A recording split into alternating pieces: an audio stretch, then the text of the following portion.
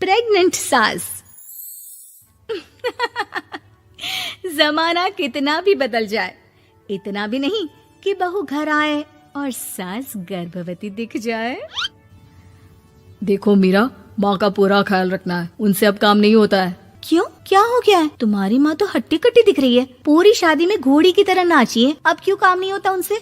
वो माँ प्रेग्नेंट है ना, बच्चा होने वाला है। मैं कभी भी भाई बन जाऊंगा इस साल के अंत तक। क्या बोल रहे हो? वो सर पर हाथ रखकर बैठ जाती है। यार, पहले क्यों नहीं बताया? कैसा मजाक है ये? झूठ बोल रहे हो ना? हाँ, झूठ बोल रहे हो ना? तभी ससुर की आवाज आती है। बहू, पानी गरम कर दे, तेरी सास को दवाई देनी है। समय पर दवाई ना दी तो परेशानी हो जाएगी। और हाँ, जरा काजू पीस कर दूध में मिलाकर ले आना। तेरी सास खुद से तो अपनी संभाल करेगी नहीं। हे भगवान, ये मैं क्या सुन रही हूँ? ये ससुर जी को क्या हो गया है? मैं क्या सोच कर आई थी? हाय रे, मैं तो किसी को मुंह भी नहीं दिखा पाऊंगी। अब ये रोना धोना बाद में करना, पहले गर्म पानी कर दो, माँ को दवाई देनी होगी। और हाँ, रात को माँ के पैरों में तेल लगा देना। बहू को गुस्सा आ जाता है, वो बड़बड़ करती किचन में जाती है जहाँ उसका ससुर खड़ा होता है। एक बड़ी जिम्मेदारी है हम सबके सरों पर। इस उम्र में माँ बनना खतरे से खाली नहीं होता। हाँ हाँ पता है, तो क्यों बन गई माँ?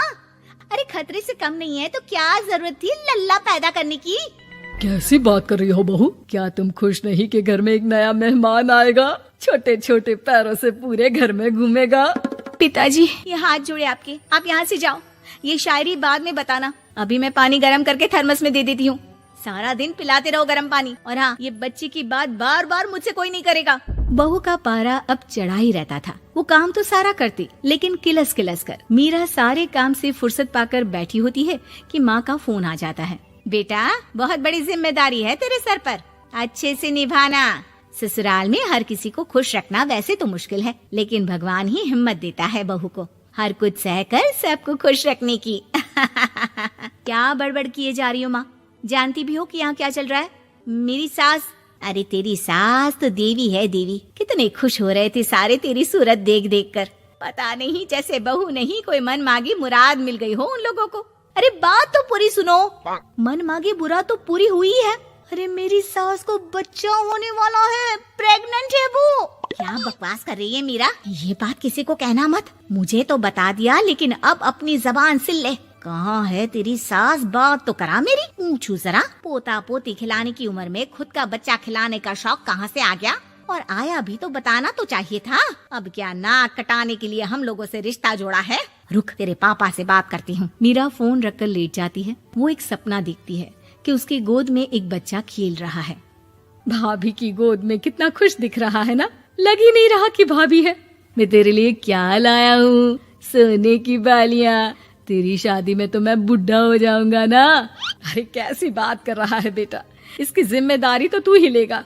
हम लोगों का तो कोई भरोसा नहीं, कब ऊपर वाला उठा ले। बहू को सास को देख देख कर गुस्सा आ रहा था। तभी वहाँ पड़ोसन आ जाती है। अरे बहू, तुझसे तो पूछने से भी डर लगता है कि कब खुशखबरी सुना रही है। अब तो अपनी 1 महीने की ननद की ही जिम्मेदारी संभाल ले, बहुत है। अपने जेवर भी रख देना और पैसे भी जमा करना शुरू कर दे। वो बात आगे बढ़ाती उससे पहले ही बहू जोर से चिल्लाकर उठ जाती है। नहीं नहीं नहीं नहीं, मैं अपने जेवर किसी को नहीं दूंगी। अरे कौन ले रहा है तुम्हारे जेवर? तुम औरतें भी ना सपने में भी जेवर ही संभालती रहती हो। मैंने जो सपना देखा है ना, सुनोगे तो होश उड़ जाएंगे। अच्छा, तुम अपना सपना बाद में बताना, पहले मेरा सुनो। कल मैंने इतना अच्छा सपना देखा, इतना अच्छा सपना देखा कि अगर वो पूरा हो जाता है ना तो मैं तुम्हारे लिए रानी हार बनवा दूंगा। बहू अब सारे गम भूलकर पति का सपना सुनने में लग जाती है। अरे क्या सपना था, बताइए ना। बोलिए भी तो, क्या सपना है? मैं पूरा कर दूंगी अगर बात रानी हार की है तो। बोलिए बोलिए। मैंने रात को सपना देखा कि माँ को बेटी हुई है और मुझे बहन। सच्ची, इस घर में बेटी हो जाए तो मैं तो झूम ही उठूं। मीरा का मुंह बन जाता है। वो चुप हो जाती है और सपने की बात याद करती है कि बेटी हुई तो उसे ही अपने गहने उसे देने होंगे।